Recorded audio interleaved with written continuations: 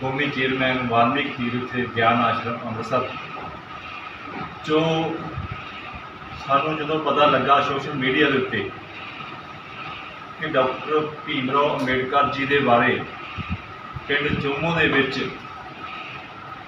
ਕੋਈ member panchayat UP ਤੋਂ ਆਏ ਹੋਏ ਆ, ਉਹਨਾਂ ਨੇ ਡਾਕਟਰ ਭੀਮ ਰਾਓ ਅੰਬੇਡਕਰ ਜੀ ਦੇ ਬਾਰੇ ਗਲਤ ਸ਼ਬਦਾਵਲੀ ਵਰਤੀ, ਤਾਂ ਸਾਨੂੰ ਪਤਾ ਲੱਗਾ ਕਿ ਵੀ ਡਾਕਟਰ ਅੰਬੇਡਕਰ ਸੈਨਾ ਨੇ ਧਰਨਾ ਲਿਖਿਆ ਹੋਇਆ ਸੀ। ਉਸ ਧਰਨੇ ਦੇ ਵਿੱਚ ਸ਼ਾਮਲ ਹੋਏ ਔਰ 2 ਘੰਟੇ ਅਸੀਂ ਥਾਣੇ ਦੇ ਮੂਹਰੇ ਬੈਠੇ ਔਰ 2 ਘੰਟੇ ਬੈਠਣ ਤੋਂ ਬਾਅਦ ਪ੍ਰਸ਼ਾਸਨ ਦੀ ਜਿਹੜੀ ਨਲਾਇਕੀ, ਮੈਂ ਇਹ ਗੱਲ ਕਹਿਣਾ ਚਾਹੁੰਦਾ, ਸਾਨੂੰ ਪਰਚਿਆਂ ਦਾ ਡਰ ਨਹੀਂ, ਨਾ ਅਸੀਂ ਕਦੀ ਪਰਚਿਆਂ ਤੋਂ ਡਰੇ ਹਾਂ, ਤੇ ਸਾਡੇ ਤੇ ਪਹਿਲਾ ਪਰਚਾ ਨਹੀਂ ਗਾ, ਪਤਾ ਨਹੀਂ ਅਨੇਕਾਂ ਹੀ ਪਰਚੇ ਹੋਏ ਆ ਤੇ ਪ੍ਰਸ਼ਾਸਨ ਨੇ ਆਪੇ ਹੀ ਕੈਂਸਲ ਵੀ ਕੀਤੇ ਆ।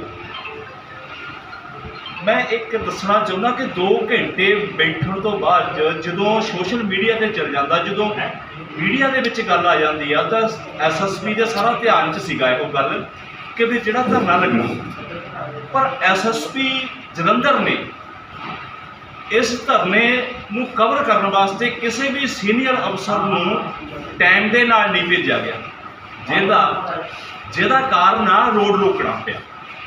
ਜੇਕਰ SSP ਇਸ ਗੱਲ ਨੂੰ, ਪਬਲਿਕ ਦੀ ਖੱਜਲ ਖਰਾਬੀ ਨੂੰ ਸੀਰੀਅਸਲੀ ਲੈਂਦਾ, ਤਾਂ ਜਦੋਂ ਅਸੀਂ 2 ਘੰਟੇ ਥਾਣੇ ਮੂਹਰੇ ਬੈਠੇ ਆ ਤਾਂ ਉਦੋਂ ਹੀ ਕੋਈ ਸੀਨੀਅਰ ਅਫਸਰ ਆ ਕੇ ਸਾਡੇ ਨਾਲ ਗੱਲ ਕਰਦਾ, ਸਾਨੂੰ ਭਰੋਸਾ ਦਿੰਦਾ ਤੇ ਸਾਨੂੰ ਰੋਡ ਰੋਕਣਾ ਨਾ ਪੈਂਦਾ।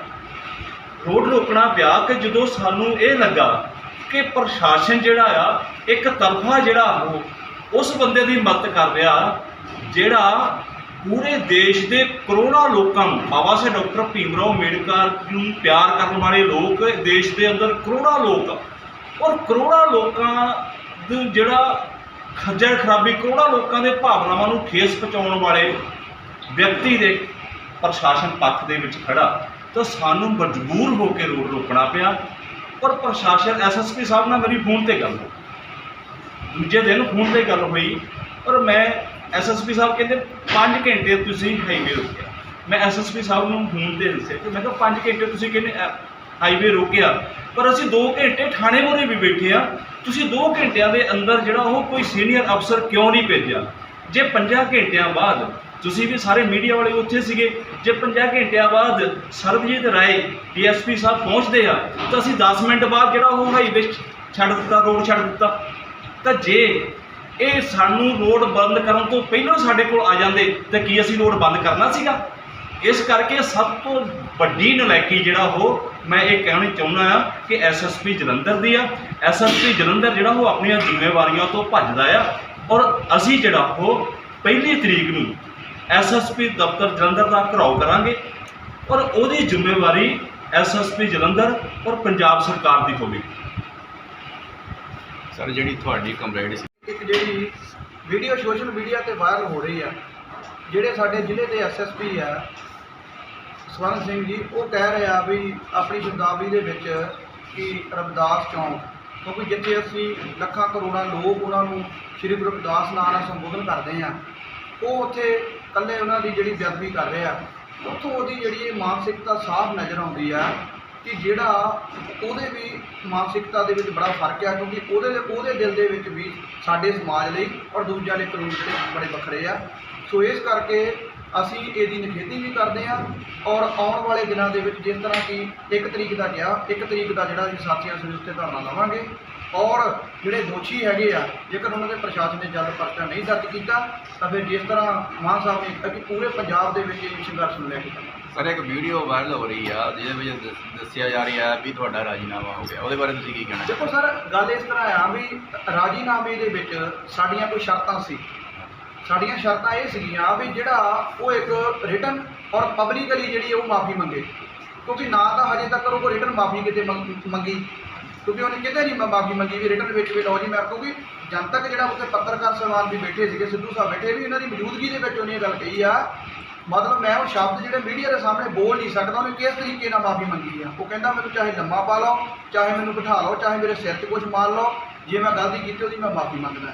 ਪਰ ਜਿਹੜਾ ਉਹ ਪਬਲਿਕਲੀ ਜਿਹੜਾ ਆ ਉਹ ਮਾਫੀ ਮੰਗਣ ਨੂੰ ਤਿਆਰ ਨਹੀਂ, ਕਿਉਂਕਿ ਪ੍ਰੋਬਲਮ ਇਹ ਇੱਥੇ ਆ ਕਿਉਂਕਿ ਉਹਦੇ ਪਿੱਛੇ ਜਿਹੜੀਆਂ ਤਾਕਤਾਂ ਆ, ਜਿਹੜੇ ਕੋਈ ਸ਼ਰਾਰਤੀ ਆਨਸਰ ਉਹਦੇ ਪਿੱਛੇ ਬੈਠੇ ਆ, ਜਿਹੜੇ ਉਹਨੂੰ ਮੰਗਣ ਨਹੀਂ ਦਿੰਦੇ ਕਿ ਤੂੰ ਮਾਫੀ ਮੰਗੂਗਾ ਤਾਂ ਸਾਡਾ ਘਾਟਾ ਹੁੰਦਾ ਹੈ, ਕਿਉਂਕਿ ਇਹ ਸਾਰੀ ਪ੍ਰੋਬਲਮ ਹੀ ਇੱਥੇ ਸ਼ੁਰੂ ਹੋਈ ਆ। ਨਹੀਂ ਤਾਂ ਇਹ ਵਿਵਾਦ ਐਡਾ ਲੰਬਾ ਨਹੀਂ ਜਾਣਾ ਸੀ, ਨਾ ਧਰਨਾ ਲੱਗਣਾ ਸੀ, ਕਿਉਂਕਿ ਪੁਲਿਸ ਦੀ ਕੀ ਐਡੀ ਮਜਬੂਰੀ ਸੀ ਕਿ ਜਿੱਥੇ ਅੱਜ 13-14 ਬੰਦੇ ਜਿਹੜੇ ਆ ਬਿਆਨ ਦੇ ਰਿਹਾ ਕਿ ਉਹਨੇ ਬਾਬਾ ਸਾਹਿਬ ਬਾਰੇ ਉਹਨੇ ਘਟੀਆ ਸ਼ਬਦਾਵਲੀ ਦੀ ਵਰਤੋਂ ਕੀਤੀ ਆ, ਪਰ ਪੁਲਿਸ ਕਹਿ ਰਹੀ ਆ ਵੀ ਮਤਲਬ ਇਹ ਸਹੀ ਆ। ਮੈਂ ਦੂਜੀ ਗੱਲ ਆਪ ਦੇ ਮਾਧਿਅਮ ਤੋਂ ਇੱਕ ਗੱਲ ਦੱਸਣੀ ਚਾਹੁੰਦਾ, ਇਹ ਪੱਤਰਕਾਰ ਵੀਰ ਆ ਜਿਨ੍ਹਾਂ ਨੇ ਵੀ ਅਖਬਾਰਾਂ 'ਚ ਖਬਰ ਲਾਈ ਹੈ, ਇਹਨੇ ਸਰਪੰਚ ਲਿਖ ਰਹੇ ਆ, ਇਹ ਸਰਪੰਚ ਨਹੀਂ ਹੈਗਾ ਪਿੰਡ ਦਾ। ਇੱਥੋਂ ਇੱਕ ਚੀਜ਼ ਸਾਫ਼ ਨਜ਼ਰ ਆਉਂਦੀ ਆ, ਕਿਤੇ ਨਾ ਕਿਤੇ ਜਿਹੜਾ ਸ਼ਰੇਆਮ ਪੱਖਪਾਤ ਹੋ ਰਿਹਾ, ਕਿਉਂਕਿ ਇਹਨੂੰ ਸਰਪੰਚ ਲਿਖ ਕੇ ਇਹਨੂੰ ਜਿਹੜਾ ਖਬਰ ਲਾਈ ਗਈ ਆ, ਇਹ ਬੰਦਾ ਪਿੰਡ ਦਾ ਸਰਪੰਚ ਨਹੀਂ, ਇਹ ਬੰਦਾ ਪਿੰਡ ਦਾ ਪੰਚ ਆ।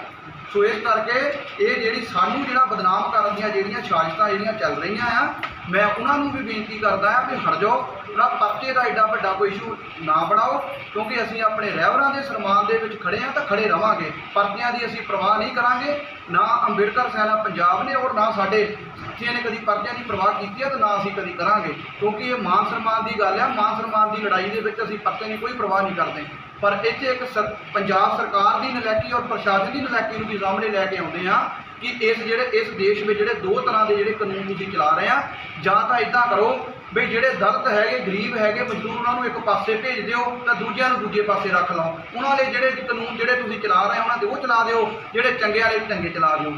ਕਿਉਂਕਿ ਸੋ ਇਸ ਕਰਕੇ ਸਾਡੀ ਇਹ ਬੇਨਤੀ ਆ ਵੀ ਤੁਹਾਡੇ ਅੱਗੇ ਵੀ ਸਾਰਿਆਂ ਅੱਗੇ ਵੀ ਸਾਡੀ ਜਿਹੜੀ ਆਵਾਜ਼ ਨੂੰ ਪਹੁੰਚਾਓ, ਤਾਂ ਜੋ ਜਿਹੜਾ ਵੱਖ-ਵੱਖ ਸਾਥੀਆਂ ਨੂੰ ਵੀ ਅਸੀਂ ਬੇਨਤੀ ਕਰਦੇ ਹਾਂ ਆਪਣੇ ਮਾਧਿਅਮ ਤੋਂ ਕਿ ਸਾਰੇ ਸਾਥੀ 1 ਤਰੀਕ ਨੂੰ ਜਿਹੜਾ ਐਸਐਸਪੀ ਦਫ਼ਤਰ ਪਹੁੰਚੋ। ਤੁਹਾਨੂੰ ਕੀ ਲੱਗ ਰਿਹਾ ਕਿ ਇਹਨਾਂ ਦੇ ਪਿੱਛੇ ਕੋਈ ਰਾਜਨੀਤੀ ਪਾਰਟੀ ਸਪੋਰਟ ਕਰ ਰਹੀ ਹੈ ਨਾ? ਮੈਂ ਕਿਹਾ ਬਿਲਕੁਲ ਜੀ, ਇਹਨਾਂ ਦੇ ਪਿੱਛੇ ਬਹੁਤ ਵੱਡੀ ਇੱਕ ਰਾਜਨੀਤਿਕ ਜਿਹੜੇ ਲੋਕਾਂ ਦਾ ਹੀ ਹੱਥ ਆ, ਜਿਹੜਾ ਪੁਲਿਸ ਜਿਹੜਾ ਇੰਨੀ ਡਰੀ ਹੋਈ ਆ ਪਰਚਾ ਦਰਜ ਕਰਨ ਤੋਂ, ਕਿਉਂਕਿ ਪੁਲਿਸ ਨੇ ਦੇਖੋ ਤੁਸੀਂ ਇੱਕ ਚੀਜ਼ ਦੇਖੋ ਵੀ ਉਹ ਬੋਲਦਾ 12-13 ਬੰਦੇ ਉਹਦੇ ਖਿਲਾਫ ਬਿਆਨ ਲਿਖਾਉਂਦੇ ਆ, ਔਰ ਇੱਕ ਜਿਹੜੀ ਔਰਤ ਆ ਉਹ ਸ਼ਰੇਆਮ ਥਾਣੇ ਦੇ ਬਾਹਰ ਖੜ ਕੇ ਇਹ ਚੀਜ਼ ਬੋਲਦੀ ਆ ਵੀ ਜਿਹੜਾ ਸਾਡੇ ਪ੍ਰਧਾਨ ਦੇ ਬਾਰੇ ਇਦਾਂ ਦੀ ਸ਼ਬਦਾਵਲੀ ਦੀ ਵਰਤੋਂ ਕਰਦੀ ਆ ਵੀ ਜਿਹੜਾ ਉਹਦੇ ਪਰਿਵਾਰ 'ਤੇ ਟਿੱਪਣੀਆਂ ਕਰਦੀ ਆ ਉਹਦਾ ਕੋਈ ਮਤਲਬ ਨਹੀਂ ਬਣਦਾ। ਸੋ ਉੱਤੇ ਵੀ ਪੁਲਿਸ ਨਹੀਂ ਪਰਚਾ ਦਰਜ ਕਰਦੀ, ਇਹਦਾ ਮਤਲਬ ਪਿੱਛੇ ਕੁਝ ਨਾ ਕੁਝ ਇਹਦੇ ਮਤਲਬ ਤਾਂ ਹੱਥ ਹੈਗਾ ਹੀ ਆ ਨਾ ਸਿਆਸੀ ਲੋਕਾਂ ਦਾ, ਕਿ ਜਿਹੜਾ ਪੁਲਿਸ ਉਹਨਾਂ 'ਤੇ ਪਰਚਾ ਦਰਜ ਕਰਨ ਤੋਂ ਗੁਰੇਜ਼ ਕਰ ਰਹੀ।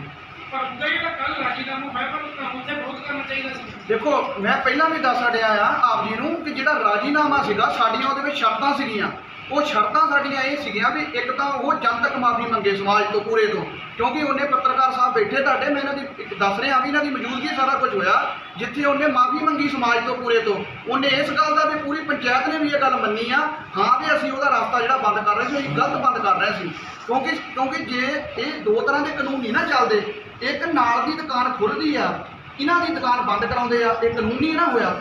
ਜੇ ਤਾਂ ਬੰਦ ਹੋਣੀਆਂ ਲੀਗਲੀ ਸਾਰਿਆਂ ਦੀਆਂ ਹੋਣ, ਨਹੀਂ ਤਾਂ ਖੁੱਲ੍ਹਣ ਤਾਂ ਸਾਰੇ ਨੇ ਖੁੱਲ੍ਹਣ। ਇਸ ਗੱਲ ਦਾ ਪੰਚਾਇਤ ਨੇ ਮੰਨੀ ਆ, ਔਰ ਜਿਹੜੀ ਅਸੀਂ ਮੰਗ ਕੀਤੀ ਸੀ ਉਹ ਰਿਟਨ ਮਾਫੀ ਜਿਹੜੀ ਆ, ਕਿਉਂਕਿ ਸੀਨੀਅਰ ਆਫੀਸਰ ਦੇ ਵਿੱਚ ਜਿਹੜਾ ਉਹ ਅਸੀਂ ਬੈਠੇ ਸੀਗੇ, ਅਸੀਂ ਉੱਤੇ ਕਿਹਾ ਸੀ ਵੀ ਇੱਕ ਪੂਰੇ ਸਮਾਜ ਤੋਂ ਔਰ ਇੱਕ ਰਿਟਨ ਮਾਫੀ ਮੰਗੇ, ਕਿਉਂਕਿ ਤਾਂ ਜੋ ਆਉਣ ਵਾਲਾ ਇਹ ਸਾਡੇ ਸਮਾਜ ਦਾ ਹੀ ਆਉਣ ਵਾਲਾ ਕੋਈ ਸ਼ਰਾਰਤੀ ਆਨਸਰ ਆਉਣ ਵਾਲੇ ਟਾਈਮ ਦੇ ਵਿੱਚ ਵੀ ਬਾਬਾ ਸਾਹਿਬ ਦੇ ਬਾਰੇ ਇੱਦਾਂ ਹੀ ਸ਼ਬਦਾਵਲੀ ਦੀ ਵਰਤੋਂ ਨਾ ਕਰੇ।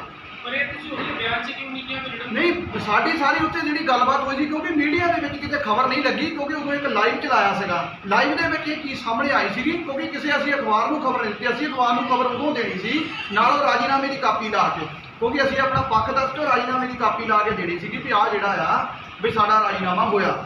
ਸੋ ਇਸ ਕਰਕੇ ਇਹ ਜਿਹੜੇ ਦੂਜੀ ਧਿਰ ਹੈਗੀ ਆ ਇਹ ਰਾਜੀਨਾਮੇ ਤੋਂ ਭੱਜ ਰਹੀ ਆ, ਉਹ ਕੈਮਰੇ ਤੋਂ ਬਾਹਰ ਤਾਂ ਮਾਫੀ ਮੰਗਣ ਨੂੰ ਤਿਆਰ ਆ, ਪਰ ਕੈਮਰੇ ਦੇ ਸਾਹਮਣੇ ਮਾਫੀ ਮੰਗਣ ਨੂੰ ਤਿਆਰ ਨਹੀਂ। ਅਸੀਂ ਇਸ ਗੱਲ ਨੂੰ ਬਿਲਕੁਲ ਖਾਰਜ ਕਰਦੇ ਹਾਂ ਵੀ ਜੇ ਉਹ ਕੈਮਰੇ ਸਾਹਮਣੇ ਮਾਫੀ ਮੰਗਣ ਨੂੰ ਤਿਆਰ ਨਹੀਂ ਹੈਗਾ, ਸਾਡਾ ਕੋਈ ਕਿਸੇ ਕਿਸਮ ਦਾ ਰਾਜੀਨਾਮਾ ਨਹੀਂ ਹੈਗਾ। ਅਸੀਂ ਜਿਹੜਾ 1 ਤਰੀਕ ਨੂੰ ਐਸਐਸਪੀ ਦਫ਼ਤਰ ਦੇ ਘਿਰਾਓ ਕਰਾਂਗੇ ਜਦੋਂ ਤੱਕ ਇਹ ਸਰਪੰਚ ਦੇ ਪਰਚਾ ਨਹੀਂ ਦਰਜ ਹੁੰਦਾ। ਹਾਂਜੀ ਬਿਲਕੁਲ ਉਹਨਾਂ ਦਾ ਖੰਡਨ ਕਰਦੇ ਆ ਜੀ।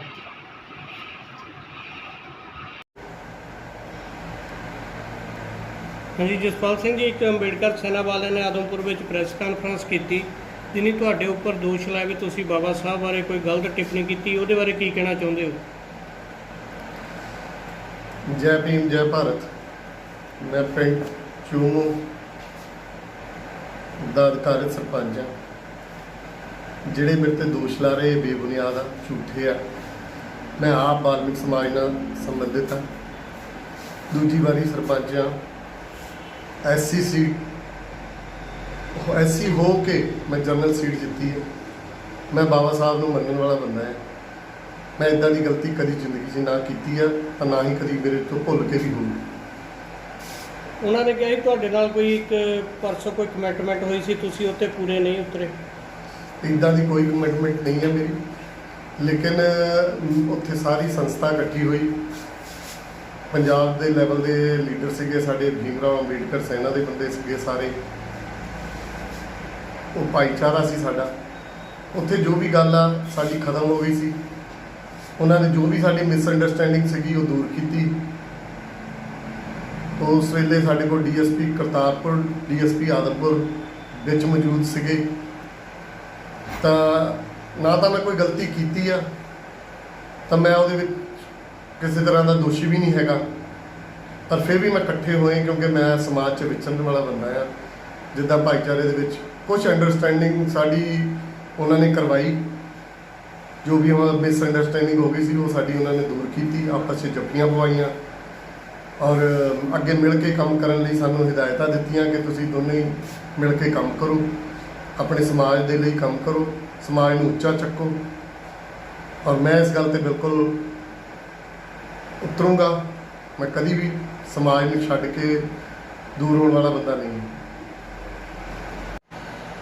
ਜਿਹੜੀ ਇਹਨਾਂ ਨੇ ਦੂਜੀ ਧਿਰ ਨੇ ਮਿਲ ਕੇ ਇੱਥੇ ਆਦਮਪੁਰ ਇੱਕ ਪ੍ਰੈਸ ਕਾਨਫਰੰਸ ਕੀਤੀ ਆ, ਜਿਹਦਾ ਮੈਨੂੰ ਹੁਣੇ ਹੀ ਪਤਾ ਲੱਗਾ ਥੋੜ੍ਹੀ ਦੇਰ ਪਹਿਲਾਂ, ਵੀ ਉਹ ਮੇਰੀ ਨੌਲੇਜ 'ਚ ਨਹੀਂ ਹੈਗੀ। ਨਾ ਮੈਨੂੰ ਇਹ ਪਤਾ ਕਿ ਵੀ ਕਿਸ ਗੱਲ ਦੀ ਨਾਰਾਜ਼ਗੀ ਆ। ਜਦ ਸਾਰਾ ਕੰਮ, ਸਾਰਾ ਮਸਲਾ ਖਤਮ ਹੋ ਗਿਆ ਸੀ, ਅਸੀਂ ਜੱਫੀਆਂ ਪਾ ਲਈਆਂ ਸੀ, ਇਸ ਗੱਲ ਦੇ ਸਾਰੇ ਗਵਾਹ ਵੀ ਹੈਗੇ ਆ। ਇਸ ਤੋਂ ਜ਼ਿਆਦਾ ਮੈਨੂੰ ਅੱਗੇ ਕੋਈ ਗੱਲ ਦਾ ਨਹੀਂ ਪਤਾ।